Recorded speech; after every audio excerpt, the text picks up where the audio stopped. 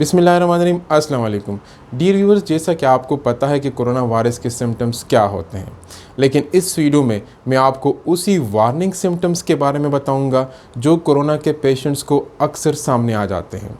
अगर खुदा न ख्वास्ता इन्हीं वार्निंग सिम्टम्स में आपको कोई भी सिम्टम है तो आपने इमरजेंसी बुनियादों पर मेडिकल हेल्प लेनी होगी। वार्निंग सिम्टम में सबसे पहला ये कि किसी को खुदा न ख्वास्ता 3 दिन से मुतवातिर बुखार हो रहा हो, अलबत्ता वो पेनाडोल की टैबलेट्स भी यूज़ कर रहा है लेकिन उसका बुखार कम नहीं हो रहा, तो ये एक वार्निंग सिम्टम है, इसको आपने इग्नोर नहीं करना। दूसरा पॉइंट कि आपका जो ऑक्सीजन सैचुरेशन है वो 95 से कम हो रहा हो। अगर 95 से आपकी ऑक्सीजन सैचुरेशन कम हो रही है तो आपको सफोकेशन होगी, सांस लेने में आपको दुश्वारी महसूस होगी और आपका हार्ट रेट बढ़ने के चांस हो सकते हैं।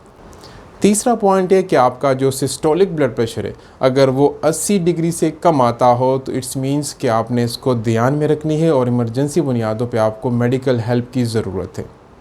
चौथा है डिहाइड्रेशंस, के बॉडी के अंदर पानी की किल्लत आना और साथ में डिहाइड्रेशन के साथ साथ भूख का ना लगना। नंबर 5 यूरिन कलर का डार्क हो जाना और नंबर 6 लॉस ऑफ स्पीच। इसके अलावा जैसा कि आपको पता है कोरोना की तीसरी लेयर शुरू हो चुकी है, तो कोरोना की तीसरी लेयर अपने साथ कुछ नए सिम्टम्स भी साथ ले आ चुका है।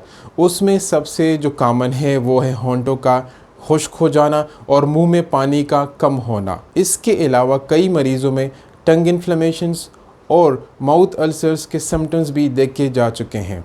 तो इसलिए आप सबसे रिक्वेस्ट है कि अपना ख्याल रखें, घर पे रहें, हम सब जिम्मेदार हैं। लास्ट में मैं यही कहूँगा कि stay home, stay safe, everybody is responsible, so please take care. जितना भी आपसे हो सके अपने आप का, अपने घर वालों का, अपने दोस्तों का और आसपास के लोगों का ख्याल रखें। मिलते हैं एक नेक्स्ट वीडियो में, तब तक अपना ख्याल रखें। Thank you so much. अल्लाह हाफ़िज़।